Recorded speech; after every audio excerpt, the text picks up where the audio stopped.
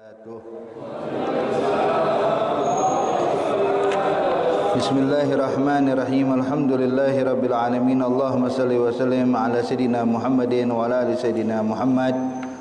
Nawaina ta'allum wa ta'lim, tadhakkar wa tazkir, wa naf'a wal intifa', wal ifada wal istifada wal hatta ala tamassuki bi kitabillah wa sunnati rasulillah, wa du'a ilal huda wa dalala alal khair ibtigha wajhillah wa mardatihi wa qurbihi wa thawabihi subhanahu wa ta'ala. Qala al-muallif al-imam an-Nawawi fi kitabih Arba'in Nawawiyya, nafa'ana Allahu bihi wa bi ulumihi wa bi ulumi sa'ir salihin fi darain amin, ila anqal. Al-hadithu tsalits arkanul Islam. An Abi Abdurrahman Abdullah bin Umar ibn al-Khattab radhiyallahu ta'ala anhuma qala sami'tu Rasulullah sallallahu alaihi wasallam yaqul buniyal islamu ala khamsin syahadati an la ilaha illallah wa anna muhammadar rasulullah wa iqamis salat wa itaiz zakah wa hajjil bait wa shaumi ramadan, rawahul Bukhari wa Muslim. Wa an Abi Abdurrahman Abdullah bin Mas'ud radhiyallahu anhu qala haddatsana Rasulullah sallallahu alaihi wasallam wa huwa shadiqul masduq inna ahadakum yajma'u khalquhu fi batni ummihi 40 yawman nutfah thumma yakunu 'alaqatan mithla dhalik thumma yakunu mudghatan mithla dhalik thumma yursal ilayhi al-malak fayanfukhu fihi ar-ruh wa yu'maru bi arba'i kalimat bi katbi rizqi wa ajalihi wa 'amalihi wa syaqi am sa'id fa wallahi alladhi la ilaha ghairuh inna ahadakum la ya'malu bi 'amali ahli al-jannah hatta ma yakunu bainahu wa bainaha illa dhira' fa yasbiqu 'alayhi al-kitab fa ya'malu bi 'amali ahli an-nar fa yadkhuluha wa inna ahadakum la ya'malu bi 'amali ahli an-nar hatta ma yakunu bainahu wa bainaha illa dhira' fa yasbiqu 'alayhi al-kitab fa ya'malu bi 'amali ahli al-jannah fa yadkhuluha, rawahul Bukhari wa Muslim. Alhamdulillah. Ayolah ahbabul kiram, melanjutkan pelajaran kita sampai pada hadis yang ketiga. Dinyatakan di sini hadis ini akan membahas tentang arkanul Islam, tentang rukun Islam. Artinya sama dengan pembahasan kita di hadis yang pertama, hadis yang kedua yang dikenal dengan hadis Jibril, yang ditanyakan kepada Rasulullah tentang apa itu Islam, apa itu iman, apa itu ihsan. Maka Nabi pun menyebutkan, ketika ditanya apa itu Islam, Nabi menyebutkan rukun Islam yang 5. Maka di sini ayolah ahbab, riwayat lain bahwasanya Rasul juga menjelaskan tentang rukun Islam secara khusus. Sebagaimana ini hadis diriwayatkan oleh Abu Abdurrahman Abdullah bin Umar, putranya Sayyidina Umar ibn al-Khattab radhiyallahu taala anhuma wa ardhahuma. Di sini sedikit kita akan jelaskan, hadirin, mungkin antum sekalian ketika membaca kitab hadis kadang ada kalimat radhiyallahu taala anhu, kadang ada kalimat radhiyallahu anhuma. Kita tahu radhiyallahu anhu itu dhamir kepada dhamir ghaib lil muzakkar, kepada dhamir yang menunjukkan kata ganti kepada dia, laki-laki. Adapun kalau anhuma atau huma adalah dhamir ghaib al-mutsanna lil muzakkar wa lil muannats kadzalik. Huma di sini adalah dhamir kata ganti kepada mereka berdua. Mereka berdua. Nah, ini biasanya hadirin kalau baca kitab hadis ada kalimat radhiyallahu anhu, ada radhiyallahu anhuma. Apa yang membedakan? Dijelaskan kalau seandainya periwayatnya adalah seorang sahabat dan ayahnya juga sahabat, maka periwayatannya, ucapannya adalah radhiyallahu anhuma. Tapi kalau seandainya dia sahabat, ayahnya bukan sahabat, maka cukup radhiyallahu anhu. Jadi jelas ya. Jadi kalau anhuma berarti kepada dia sahabat dan bapaknya juga sahabat. Makanya di sini ketika dinyatakan Abdullah bin Umar radhiyallahu anhuma, artinya apa ya? Sayyidina Umar ibn al-Khattab sahabat. Nah, periwayat ini hadis anaknya Sayyidina Umar namanya Abdullah, dia juga sahabat. Jadi Abdullah ini sahabat, Umar bin Khattab sahabat. Maka diriwayatkan dengan kalimat radhiyallahu anhuma. Qala Abdullah bin Umar mengatakan, saya mendengar dari Nabi Muhammad sallallahu alaihi wasallam kalau Nabi bersabda, bunyal islamu ala khamsin.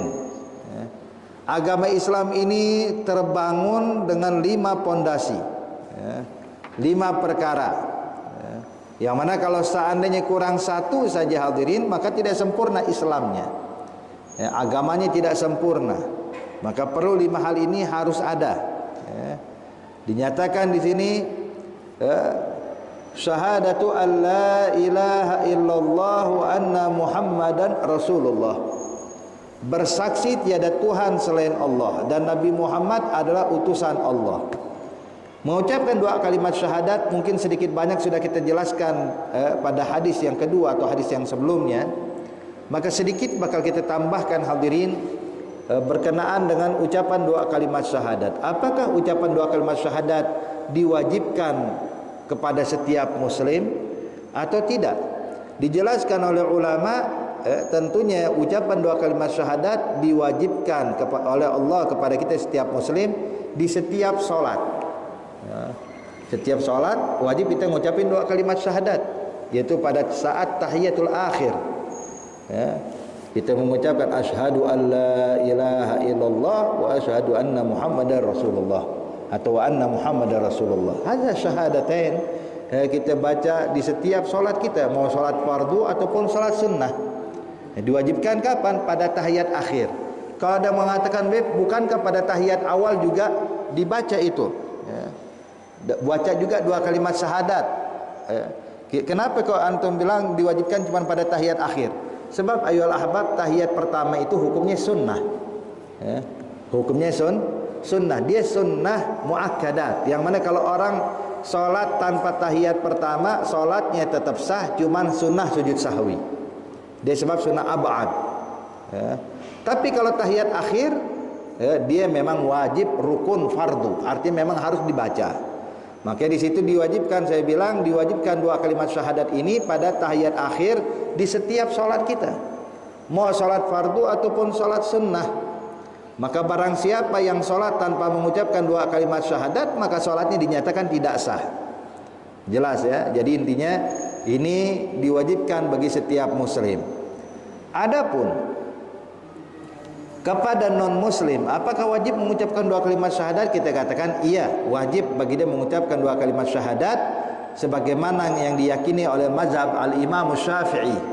Kita yang bermazhab Syafi'i meyakini bahwasanya orang kalau pengen masuk Islam wajib mengucapin 2 kalimat syahadat. Artinya harus mengucapkan asyhadu an la ilaha illallah wa asyhadu anna Muhammadan Rasulullah. Harus pakai kalimat asyhadu, saya bersaksi. Jadi enggak cukup kalau bilang la ilaha illallah Muhammadar Rasulullah, tiada Tuhan selain Allah, Nabi Muhammad utusan Allah. Walaupun artinya sama, tapi keyakinan yang dipegang oleh Imam Syafi'i itu harus menggunakan lafaz asyhadu, saya bersaksi tiada Tuhan selain Allah dan saya bersaksi Nabi Muhammad adalah utusan Allah. Adapun mazhab lain seperti mazhab Malik, mazhab Abu Hanifah, mereka mengatakan yang penting kalimat yang menunjukkan dia meyakini Allah itu esa dan Nabi Muhammad utusan Allah. Artinya kalau seandainya menurut mazhab lain hadirin, kalau ada orang yang masuk Islam yang bilang la ilaha illallah Muhammadar Rasulullah, udah dinyatakan muslim. Tapi dalam mazhab Syafi'i tidak, belum. Kenapa? Sebab al-Imam Syafi'i lebih memiliki sifat wara', berhati-hati dalam hal ini. Sebab apa susahnya tinggal nambahin asyhadu doang. Bukan mau mempermasalahkan, tapi apa salahnya tinggal nambahkan asyhadu, tidak berat.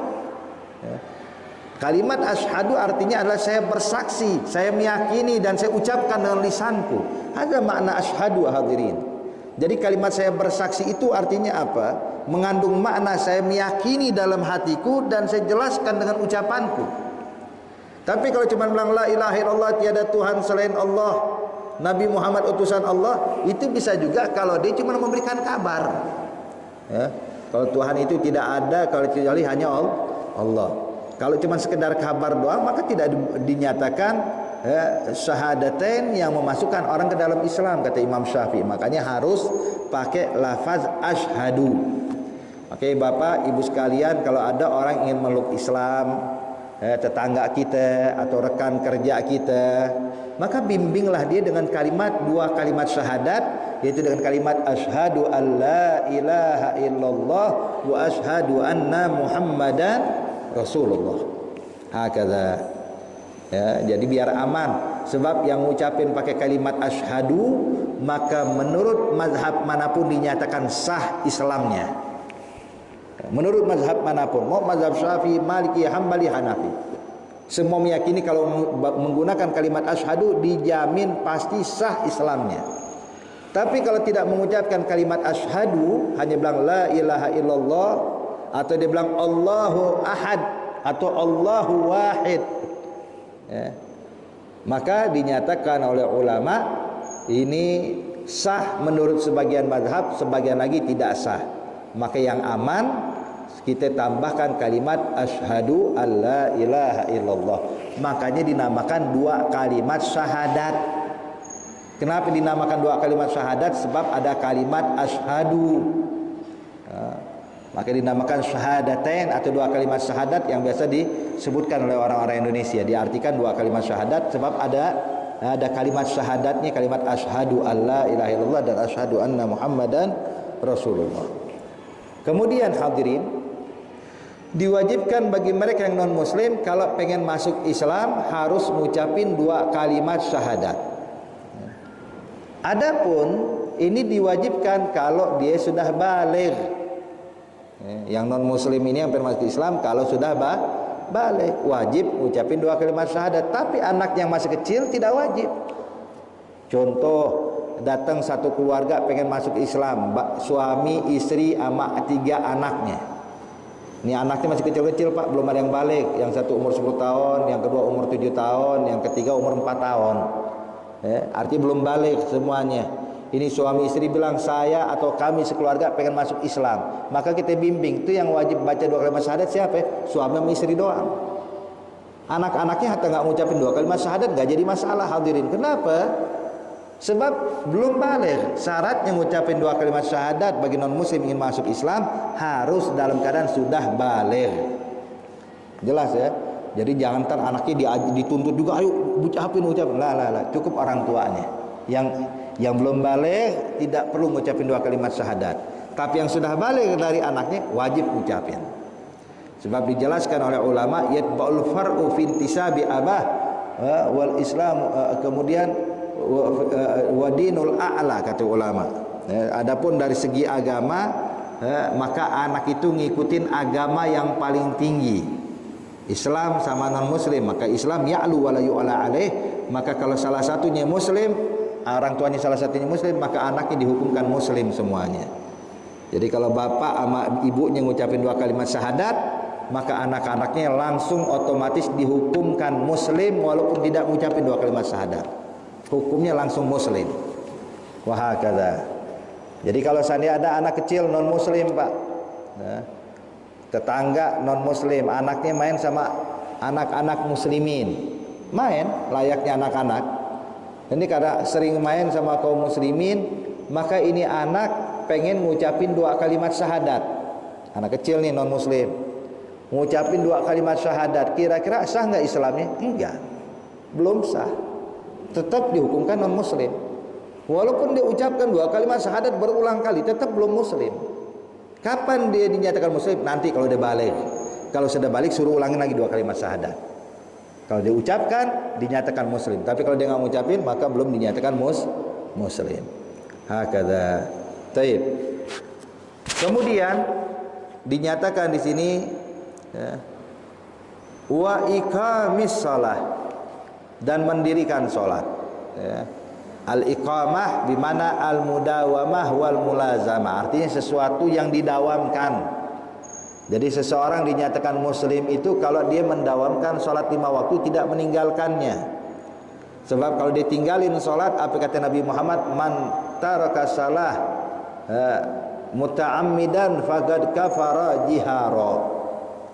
Barang siapa yang meninggalkan sholat terang-terangan, maka dihukumkan kufur. Nah, cuman di sini perlu kita pahami Bapak dan Ibu sekalian, ya bukan berarti kalau orang kagak pernah sholat langsung bilang kafir, non muslim, enggak begitu. Ini hadis ada maknanya. Ya. Dinyatakan oleh ulama, kadang orang meninggalkan sholat karena malas, kadang orang meninggalkan sholat karena memang ingkar. Dianggap sholat tuh nggak wajib, ingkar. Di sini beda kasus. Jadi kalau seandainya dia meninggalkan sholat karena ingkar, dianggap sholat tuh nggak wajib. Sholat itu tidak mesti, sholat itu tidak harus. Jadi buat apa kita sholat? Nah ini kalau dia yakini bahwa sholat tidak wajib, hukumnya udah keluar dari Islam. Ya, makanya dinyatakan murtad. Ya. Tapi kalau seandainya banyak orang ninggalin sholat, dia yakin sholat itu wajib, cuman males, susah diajak sholat. Ya. Ayo sholat, nanti deh duluan, aneh nyusul, nggak tahu nyusulnya kemana, nggak kelar-kelar ya. Artinya nggak sholat. Kalau ditanya ente yakin nggak sih sholat wajib? Yakin beb. Terus kenapa kagak sholat? Ya lagi banyak urusan, ya. Lagi males, lagi ada urusan. Ini yang kayak begini hadirin, tetap dihukumkan muslim walaupun dia dinyatakan fasik. Ya. Jadi yang dihukumkan kafir itu Bapak Ibu sekalian kalau ninggalin sholat karena ingkar. Ingkar sholat nggak wajib, ini ingkar berarti. Kalau dia ingkar sholat wajib, maka hukumnya dinyatakan keluar dari Islam. Tapi kalau belum ingkar, cuman malas, ya. Yang kita lihat kebanyakan dari umat Islam di Indonesia hadirin, yang meninggalkan sholat bukan ingkar, malas, ya. Susah. Dia tahu sholat wajib, cuman subhanallah, ya, dia pengen bergerak ke masjid, susahnya bukan main, ya. Susahnya bukan main.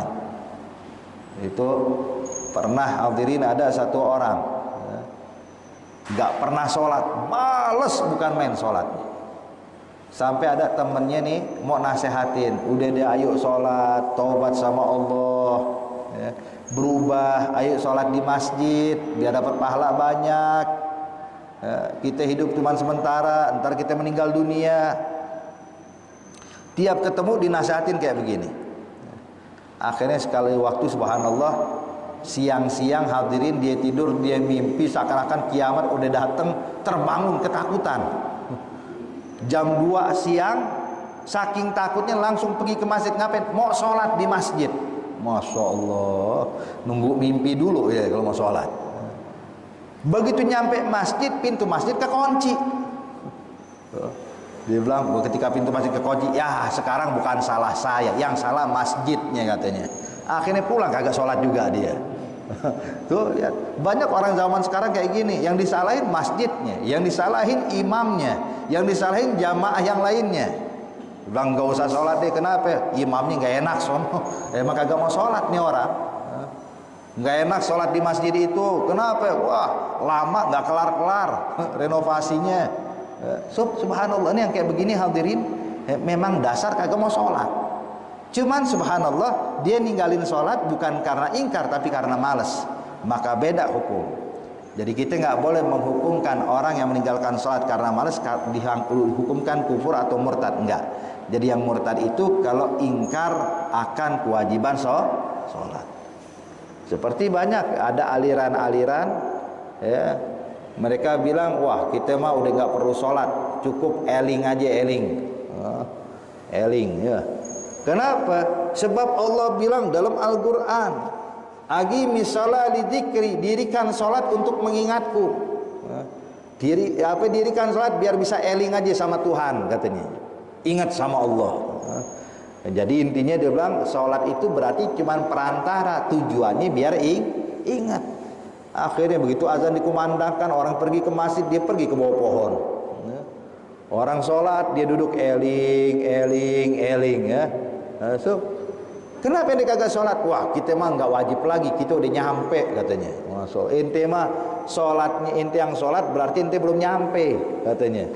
Kalau kita udah nggak perlu sholat, kenapa? Udah sampai, masya Allah, nggak tahu nyampe kemana. Maka ini ternyata hadirin aliran kayak begini bukan ada zaman sekarang doang. Itu zaman Imam Junaid Sayyidu Taifah, itu abad ketiga, abad keempat hadirin. Di abad keempat ternyata udah ada kelompok kayak begini. Sampai datang Satu orang murid Imam Junaid mengatakan, ya Imam Junaid, cuf, di kampung sebelah ada kelompok aliran yang mana mereka ini meninggalkan sholat, nggak mau sholat 5 waktu, dan mereka menganggap diri mereka telah sampai, katanya. Sebab sholat cuma perantara. Kita kalau mau ke Surabaya perlu naik kereta. Kalau dia nyampe Surabaya nggak perlu naik kereta lagi, emang udah nyampe kita. Ibaratnya itu sholat itu kayak keretanya, hadirin. Tujuannya itu Surabaya.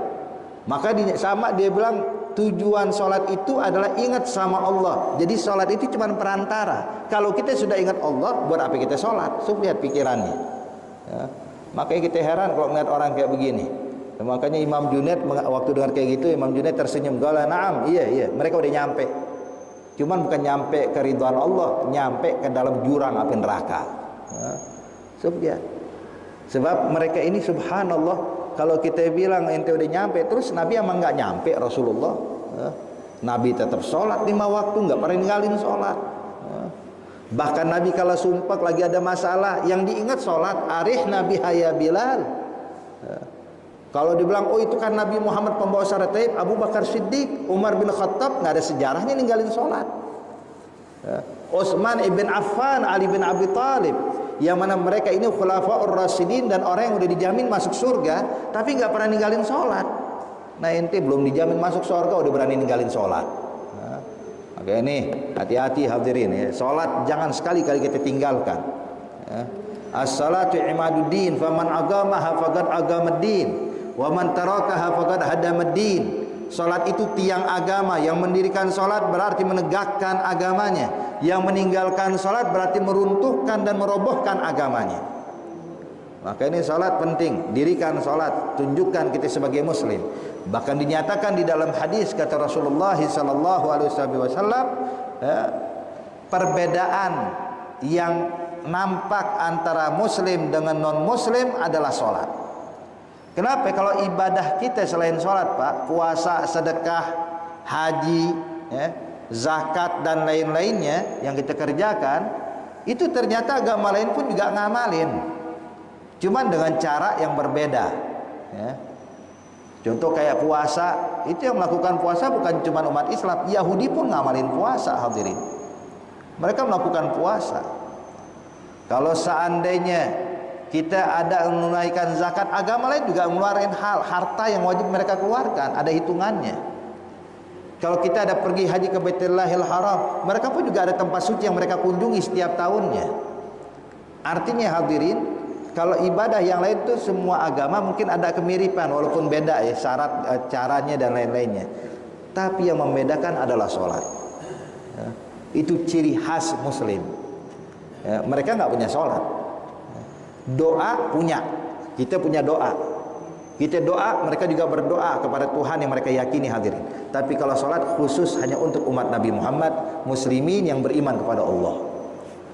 Makanya kata Rasulullah, perbedaan kita dengan mereka adalah sholat. Sufia. Makanya orang yang meninggalkan sholat berarti dia melepaskan cirinya sebagai muslim, melepaskan jati dirinya sebagai muslim. Na'udzubillah min dzalik. Kemudian yang berikutnya ita'iz zakah, menunaikan zakat. Ini dia tunaikan zakat kalau udah mencapai nisab, berlangsung 1 tahun, baik itu zakatul tijarah, zakatul mal, zahab wal fiddah dan lain-lainnya. Artinya harta yang wajib dizakatkan ditunaikan kalau udah mencapai syarat dan rukunnya, mencapai nisabnya, berlangsung 1 tahun, wajib ditunaikan zakatnya. Taib. Kemudian yang berikutnya, dan juga zakat disalurkan kepada siapa? Kepada mustahik. Jangan asal ngasih kepada orang. Beda sama sedekah dan hadiah. Kalau sedekah, Pak, buat siapa aja boleh. Ya. Sedekah kepada orang yang mustahik, sedekah kepada orang yang bukan mustahik. Ya. Hadiah kepada orang yang mustahik, hadiah kepada orang yang tidak mustahik, silahkan. Tapi kalau zakat hanya untuk orang mustahik. Maka kalau dia bukan mustahik, tidak boleh nerima zakat. Ya. Kalau dia nerima zakat haram, wajib diganti. Dan yang menunaikan zakat wajib diqadha, wajib diulang lagi. Ya. Kalau dia tunaikan zakat kepada yang bukan mustahik. Ya. Tapi kalau dia mustahik, itu sah. Maka di situ bedanya hadirin, kalau zakat itu ada aturannya. Bedanya zakat dengan sedekah, pertama kalau zakat harus kepada mustahik, kalau sedekah nggak mesti pada orang mustahik. Perbedaan kedua hadirin, zakat itu harus mencapai nisab, sedekah nggak perlu pakai nisab. Ini punya duit 200 perak, 100 buat sedekah, boleh silahkan. Kemudian zakat itu ada syarat haul, berlangsung 1 tahun. Sedekah nggak mesti nunggu setahun, tiap hari kita sedekah boleh. Kemudian zakat ada nominal yang pasti, yang ditentukan syarat untuk dikeluarkan. Kalau sedekah nggak pakai nominal, berapa yang mau keluarin boleh, mau banyak mau sedikit silahkan. Ada sedekah, ini zakat beda. Kemudian bedanya dengan hadiah apa? Beda antara sedekah dengan hadiah di sini agak mirip, cuman ternyata sedekah sama hadiah juga ada bedanya hadirin. Kalau sedekah itu biasanya diberikan kepada orang yang butuh, sedekah. Tapi kalau hadiah diberikan bukan untuk orang yang butuh. Atau kemungkinan kedua, sedekah ini diberikan dengan tujuan membantu, menolong, itu sedekah. Tapi kalau hadiah diberikan kepada seseorang karena untuk menghormati itu orang, bukan untuk menolong tapi untuk menghormati orang yang diberikan. Ada hadiah. Makanya kayak ada perlombaan, juara 1 dapat sedekah, dapat hadiah. Sedekah buat juara pertama, salah. Hadiah diberikan kepada juara pertama, kan untuk menghormati. Nah begitu juga kalau kita ingin menghormati para ulama. Nah, ini juga pelajaran hadirin. Kasih deh sedekah buat kiai fulan, jangan sedekah. Jadi kalau mau ngasih ulama, ngasih orang tua, ngasih orang-orang yang kita muliakan, jangan sedekah tapi bagi hadiah. Kenapa? Untuk menghormati. Ini kadang-kadang kita nggak bisa bedain. Udah ini buat sedekah buat ustadz fulan, sedekah buat orang tua saya, sedekah buat ibu saya. Jangan. Bedakan antara sedekah dengan hadiah. Walaupun sih kalau urusan pahala sama, tapi intinya hadirin, hadiah itu adalah untuk lil ikram, untuk memuliakan. Beda dengan sedekah. Sedekah kesannya itu untuk memberikan orang yang butuh. Wahakadha. Makanya Rasulullah SAW tidak makan sedekah, tapi Nabi makan hadiah. Itu salah satu cirinya Nabi Muhammad SAW. Pernah dikisahkan oleh Sayyidina Salman Al-Farisi ketika Rasulullah masuk ke kota Madinah Al-Munawwarah. Itu Salman Al-Farisi, dia mendapat maklumat dari pendeta-pendeta sebelumnya yang diikuti oleh dia, bahwa Nabi akhir zaman itu ciri-cirinya adalah tidak mau makan hasil sedekah, tapi makan hasil hadiah. Maka Salman Al-Farisi ketika Nabi masuk ke kota Madinah, Salman bawa piring diisi korma, disodorkan kepada Nabi Muhammad SAW, bilang sedekah, sedekah. Maka diterima sama Nabi itu korma, hadirin. Sama Nabi itu korma dibagiin kepada semua sahabatnya. Nabi tidak memakan sebutir pun, semua dibagiin. Salman melihat, Nabi nggak makan. Coba besok dibawain lagi, besok bawa piring isinya korma sama kayak kemarin, cuman sekarang bilangnya bukan sedekah tapi hadiah, hadiah. Maka diterima sama Nabi. Nabi makan 1 butir, lebihnya dibagiin kepada semua sahabat. Di situ Salman tahu ini Nabi akhir zaman. Tidak makan sedekah, tapi makan hadiah. Coba lihat. Hakadha. Taib. Kelanjutannya hajjul bait, pergi haji. Nah, tentunya pergi haji di sini hadirin bagi yang mampu. Adapun yang tidak mampu maka tidak wajib pergi haji. Tidak mampu contohnya apa ya? Belum punya harta, belum punya modal, uang untuk berangkat, belum punya ongkos. Atau punya ongkos tapi nggak bisa masuk kayak lagi sekarang nih, corona nih. Nggak boleh, kita nggak nerima jamaah haji. Itu berarti tidak wajib. Tidak wajib. Kenapa? Ini menunjukkan ada qudrah, ketidakkemampuan kita untuk pergi haji. Jadi nggak usah khawatir hadirin. Wah kalau dibatalkan ini nggak bisa, terus dosa saya. Enggak. Kalau seandainya ente terhalangi dengan urusan kayak begini, maka gugur kewajibanmu. Gugur kewajiban kita. Cuma nanti kalau dibuka lagi ya berangkat. Kalau memang udah waktunya berangkat. Cuman kalau seandainya ada dihalangi seperti ini, maka tidak wajib bagi kita. Jadi bukan berarti nggak wajib itu kalau nggak punya duit doang. Kadang duit punya, cuman subhanallah mau berangkat tidak diterima masuk. Udah mau berangkat tidak dapat visa. Visanya nggak ada. Kalau tidak wajib, nggak usah bingung, nggak usah gundah gulana. Wah dosa saya ntar diazab. Enggak. Buktinya ente pengen berangkat cuman nggak bisa dihalangi sama pihak-pihak tertentu, maka tidak wajib bagi anda untuk pergi haji.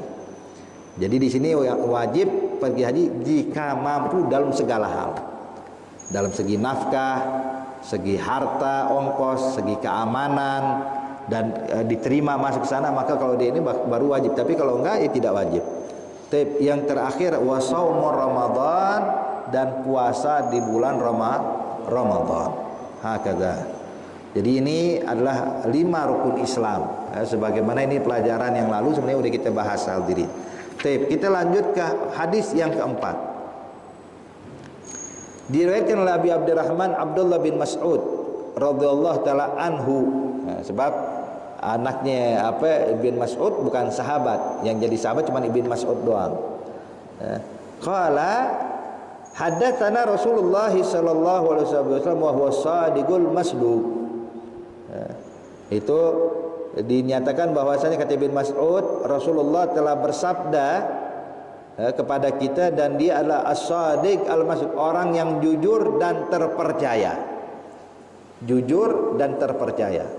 Dan ini sifat jujur Nabi Muhammad itu sudah dikenal bahkan dari sebelum Nabi Muhammad diangkat menjadi Rasul. Itu Nabi Muhammad tuh dipanggilnya tuh as-saduq. As-saduq artinya orang yang benar-benar jujur. As-saduqul amin. Itu gelarnya Nabi Muhammad, Pak, sebelum Nabi diangkat menjadi Rasul. Sebelum jadi Rasul dia jujur, udah amanat, apalagi setelah diangkat menjadi Rasul. Maka di sini dinyatakan oleh Ibn Mas'ud wa huwa as-sadiq al-masduq. Nabi Muhammad orang yang jujur dan terpercaya. Nabi menyatakan, inna ahadakum, sesungguhnya kita ini, kata Rasulullah, yujma'u khalquhu fi batni ummihi arba'ina yawman nutfatan. Bahwasanya penciptaan kita di dalam perut ibu kita berawal itu dari nutfah, setetes air mani yang berlangsung di dalam rahim ibu kita selama 40 hari. Jadi ini nutfah ini berada di rahim selama 40 hari berbentuk nutfah, masih berbentuk air mani. Tsumma yakuna 'alaqatan misla dzalik. Kemudian dari nutfah berubah menjadi alaqah. Alaqah itu gumpalan darah. Gumpalan darah itu alaqah. Itu pun juga berlangsung 40 hari. Kemudian berubah menjadi mudghah, gumpalan daging. Itu pun juga berlalu 40 hari. Jadi 3 periode nih. 40 hari, 40 hari, 40 hari. Nutfah, alaqah, mudghah. Jadi jumlah keseluruhannya 120 hari. 120 hari sama dengan 4 bulan. 120 hari sama dengan 4 bulan. Nah, ketika sudah 4 bulan, barulah Allah utus malaikat. Tsumma yursal ilaihil malak. Diutus ini malaikat untuk apa? Untuk meniupkan ruh ke dalam janin. Meniupkan ruh ke dalam janin. Fanfukhu fihi ruh. Nah, adapun hadirin kalau kita lihat, kalau ibu-ibu hamil itu baru berumur 3 bulan, umur 3,5 bulan, belum nyampe 4 bulan tuh kadang-kadang hadirin ketika di USG itu ada kayak detak jantung. Apakah ini sudah dinyatakan hidup? Kalau kita yakin dengan ucapan Rasulullah belum, tapi itu cuma proses darah yang mengalir, tapi dinyatakan hidup belum. Sebab dinyatakan hidupnya ntar ketika udah 4 bulan.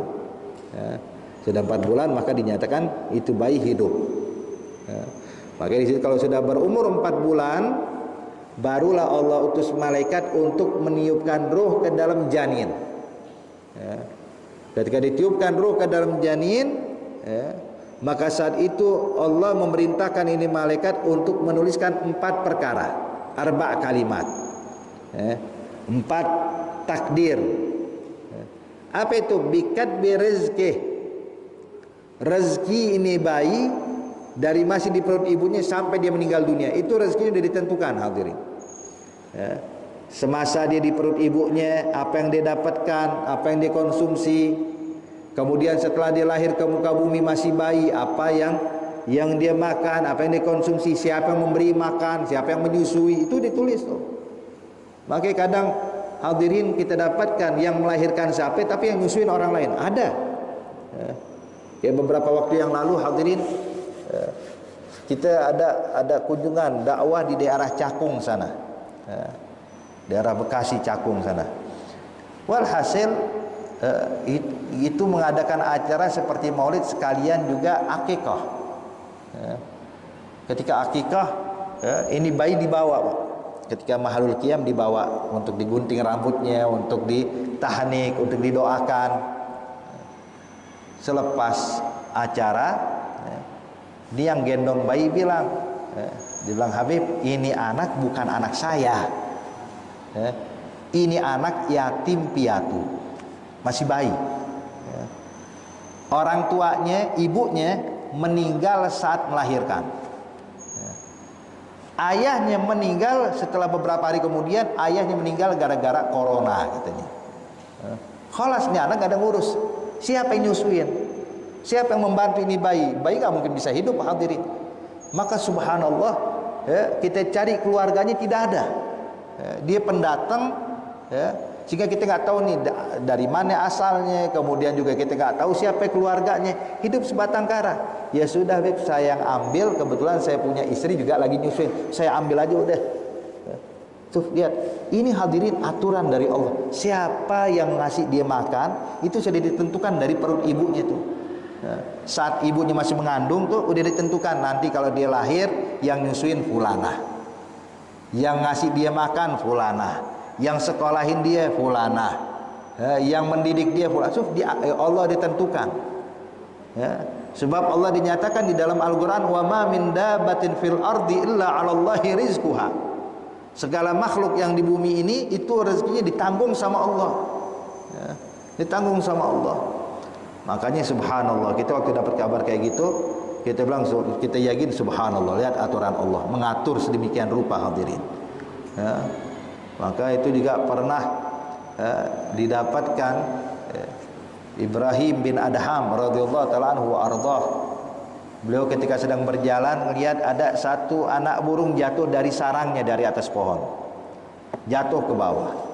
Ya, kita tahu anak burung kalau dia jatuh induknya nggak bakal peduli lagi, sebab nggak mungkin diangkat ke atas lagi, sulit. Ini anak masih baru menetas, matanya masih tertutup, belum ada bulunya hadirin, berbunyi seperti bayi menangis. Maka Ibrahim bin Adham duduk melihat ini bayi burung. Dia mikir, ya Allah, kesian, bentar lagi bakal mati nih. Sebab siapa yang ngasih makan? Induknya nggak bakal ngasih makan kalau dia jatuh ke bawah sini. Subhanallah, datang burung dari jenis yang lain hadirin, menghampiri itu bayi burung dan menyuapi itu bayi burung.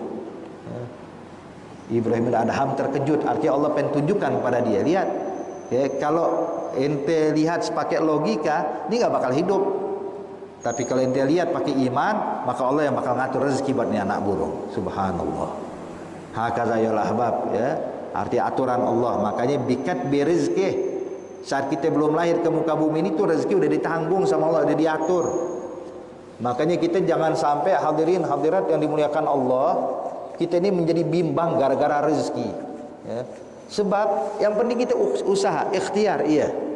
Ikhtiar itu wajib kita jalankan. Cuman bikin kita bimbang, bikin kita stres. Nah, ini yang keterlaluan nih kayak begini.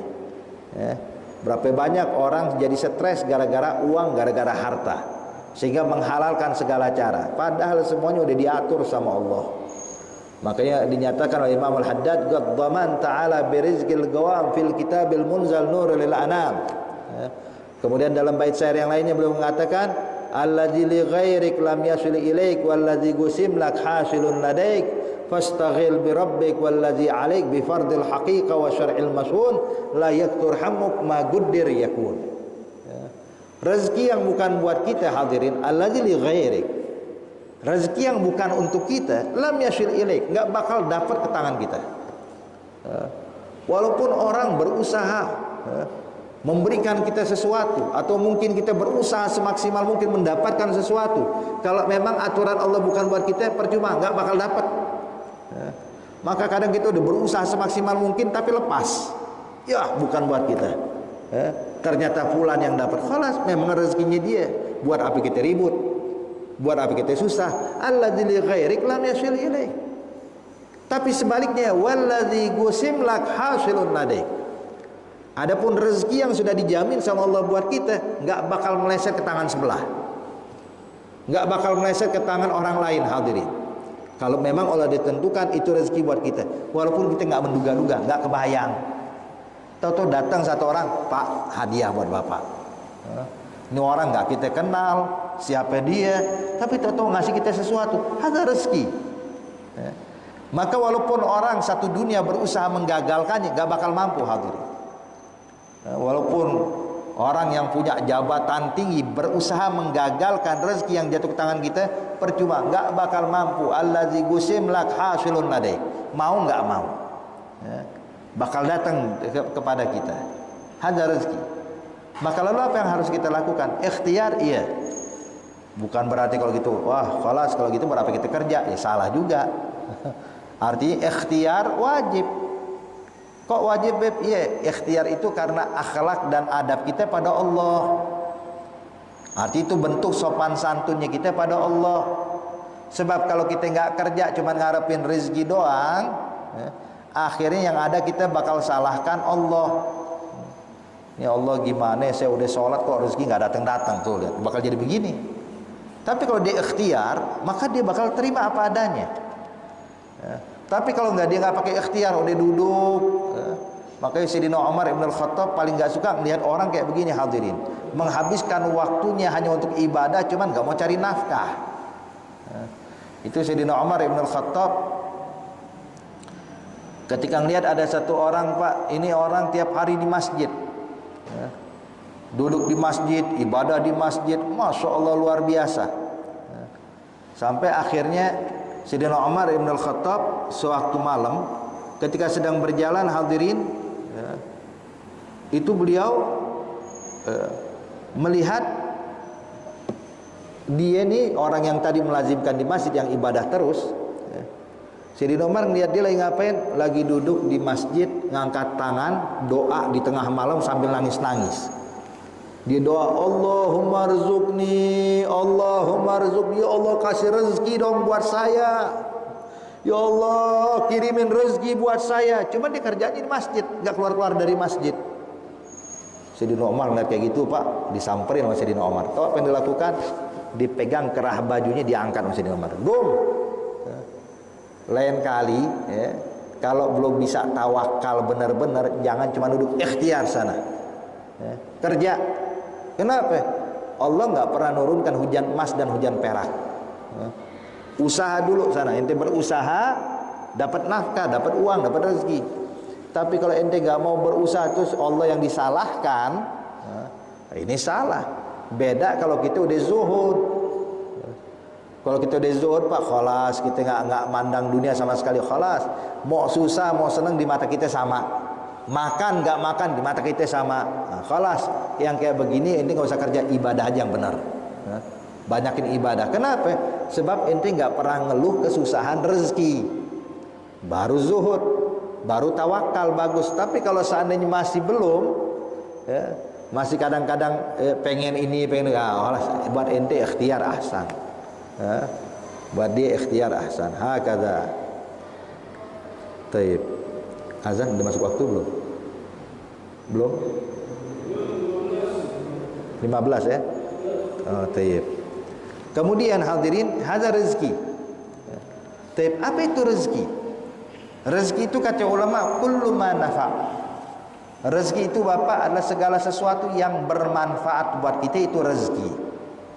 Walaupun kadang bukan milik kita, Pak. Ya. Jadi ini yang diyakini oleh Ahlus Sunnah wal Jamaah, rezeki itu adalah sesuatu yang bermanfaat, yang bisa kita manfaatkan walaupun bukan milik kita. Contoh nih, masjid. Kita sholat di masjid, ya Allah enak, ya. ruangannya kalau hujan nggak kehujanan, panas nggak kepanasan. Apalagi masjid-masjid sekarang udah pakai AC semua, alhamdulillah. Udah nyaman udah. Kita bisa sholat di masjid, ini rezeki dari Allah. Coba seandainya Allah tidak memberikan rezeki kayak begini Pak, kita sholat di tanah lapang, hujan kehujanan, panas kepanasan. Nah sekarang nih masjid, subhanallah, ini merupakan kita bisa manfaatkan buat ibadah. Padahal ini masjid bukan punya kita. Ini masjid wakaf untuk Allah, maka di sini merupakan rezeki dari Allah. Jadi yang bermanfaat itu rezeki. Kemudian contoh, seperti saya pernah hadirin mengajar di salah satu rumah masya Allah mewah luar biasa. Ini yang tinggal di rumah tersebut Pak, pembantunya. Sedangkan sahibul bait ini yang punya rumah datang itu mungkin dalam 1 tahun tuh cuma 3 kali atau 4 kali. Dia sebab kerja di Jepang, anak-anaknya, istrinya, semua keluarga tinggal di Jepang. Jadi itu rumah cuman ditinggalin pembantu untuk bersihin, ada kolam renangnya, masya Allah, kamarnya banyak, pakai AC semua, lengkap tuh rumah, segala macam fasilitas ada. Karena lihat ini sekarang, saya tanya sama sahibul bait, ente di rumah ini berapa lama? Dia bilang paling kita tinggal di rumah ini Habib 1 minggu, kemudian balik ke Jepang. Ntar 3 bulan lagi baru datang lagi sini. Ini yang kerja di sini. Oh iya, yang kerja memang saya tinggalkan untuk jaga nih rumah, tinggal di sini. Saya bilang berarti nih rumah rezeki mereka, bukan rezekinya ente. Kenapa? Sebab walaupun bukan punya pembantu, tapi yang menikmati fasilitas ya pembantunya. Artinya ada rezeki hadirin. Kullu ma yanfa. Makanya semua pembantunya pada senang semua, alhamdulillah ya. Rumah mewah, segala macam fasilitas dia bisa gunakan. Hakata. Jadi intinya hadirin, inilah yang dinamakan rezeki, segala sesuatu yang bermanfaat.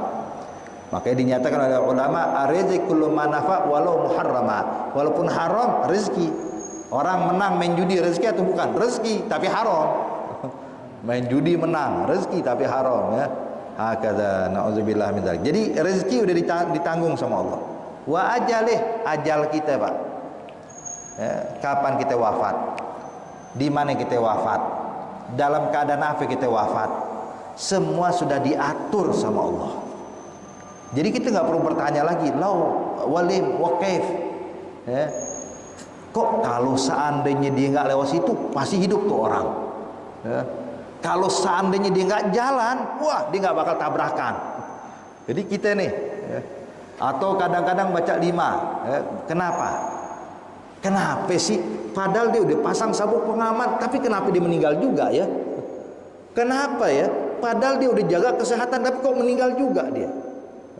Padahal nih orang wah paling benar-benar menjaga social distancingnya, masya Allah, masker nggak pernah lepas. Wah kalau di rumahnya udah pakai macam-macam udah walhasil, tapi meninggal juga. Kenapa ya? Ini ucapan kita yang kayak begini hadirin, ini adalah ucapan yang salah. Sebab aturan kehidupan dan kematian itu adalah milik Allah. Allah diatur. Kita kita berusaha, berikhtiar, benar. Kita jaga diri kita. Kita menjaga gimana kita bisa panjang umur, betul. Tapi ketahuilah bahwa ajal yang menentukan bukan gaya hidup kita. Yang memanjangkan usia kita Bapak bukan obat yang kita minum, bukan olahraga yang kita dawamkan lah. Yang memanjangkan usia atau menaikin usia adalah Allah. Maka ajal kita sudah ditentukan. Mau gimana juga Allah nyatakan dalam Al-Quran, Qul innal mauta alladzi tafiruna minhu fa innahu mulaqikum. Katakan ya Nabi Muhammad kepada umatmu, kematian yang mana mereka lari darinya, kabur dari kematian, fa innahu mulaqikum, dia pasti menyusul kalian. Nggak bisa lari hadirin. Walaupun kita bersembunyi di dalam benteng yang kokoh, tetap bakal datang kematian. Makanya di situ ajal kita pun udah ditentukan sama Allah. Makanya kita hadirin ya harus siap, Kapanpun kita meninggal, dimanapun kita meninggal harus siap. Gimana? Siap dengan amal, siap dengan taat, siap dengan kembali kepada Allah. Sehingga kalau kita udah siap, kapan aja datang kematian tenang. Itu Sayyidina Ali bin Abi Thalib hadirin. Beliau di hari saat dia meninggal dunia, saat dia bakal dipukulkan pedang oleh Abdurrahman bin Muljam. Itu Sayyidina Ali bin Abi Thalib waktu pengen bangunin orang Qiyamul Lail, dia keluar rumah, dia pegang jenggotnya, dia pandangi langit, dia pandangi sekitarnya, dia bilang, ya Allah, kapan datangnya kematian yang aneh, udah gak sabar. So, kenapa? Udah siap hadirin. Makanya kalau udah siap, kapan aja datang? Ya Allah, jadi. Cuman kalau kita kan masih belum siap, ya. Waduh, kalau meninggal takut kita. Kenapa belum siap? Makanya persiapkan dari sekarang, sehingga kapanpun ajal datang, kita bakal meninggal dalam keadaan husnul khatimah. Ya insya Allah kita semua meninggal dalam keadaan husnul khatimah.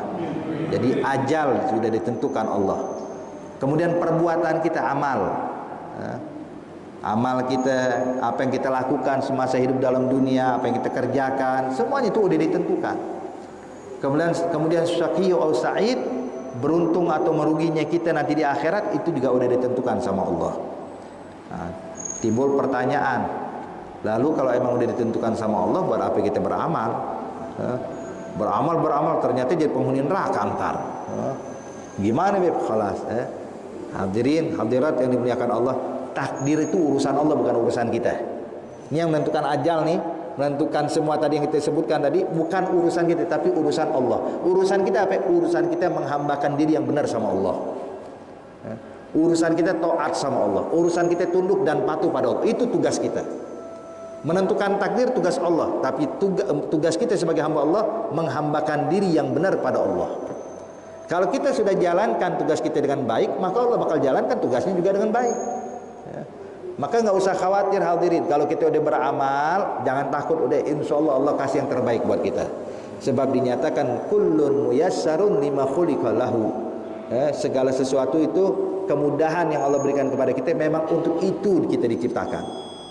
Kayak kita mudah Pak hadir majelis taklim, mudah kita sholat 5 waktu, tidak sulit, mudah kita puasa Ramadan, mudah kita sedekah. Memang untuk itu kita diciptakan.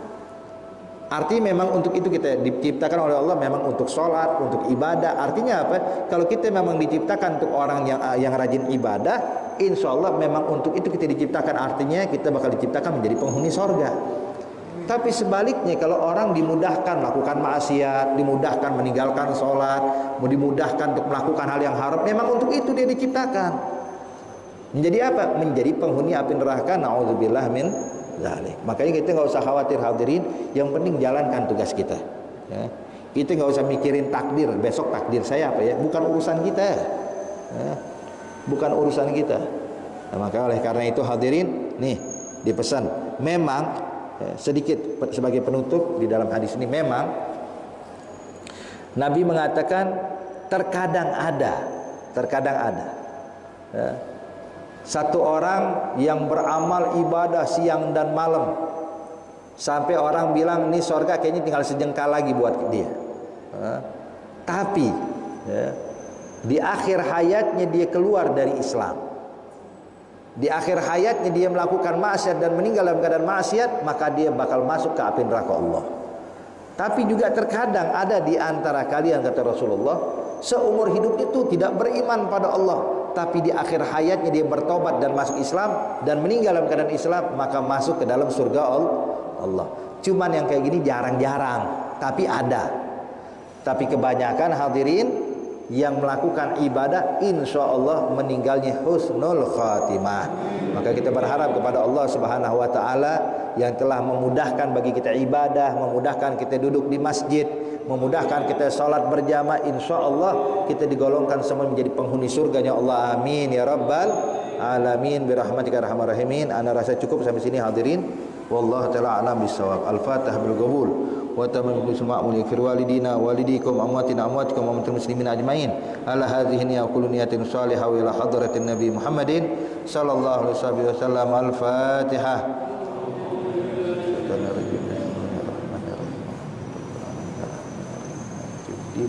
Iyyaka na'budu wa iyyaka nasta'in ihdinas siratal mustaqim siratal ladzina an'amta 'alaihim. Rabbana taqabbal minna innaka antas samiul alim, tub 'alaina innaka antat tawwabur rahim. Da'wa bi subhanakallahumma tahiyyatuhum biha salam wa akhiru da'wahum alhamdulillahi rabbil alamin. Wassalamu alaikum warahmatullahi wabarakatuh.